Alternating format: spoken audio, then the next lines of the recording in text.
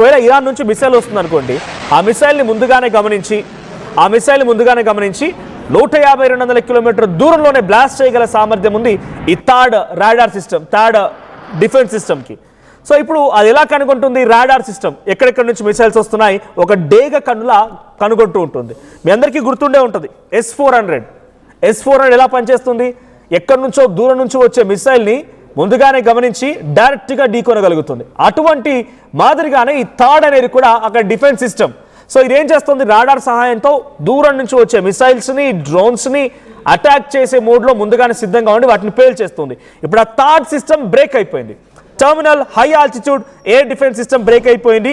150 కిలోమీటర్ల దూరంలో ఉన్నటువంటి ఆ మిసైల్స్ని కూడా ఇది వెంటనే కనిపెట్టి పేల్చేయగలుగుతుంది.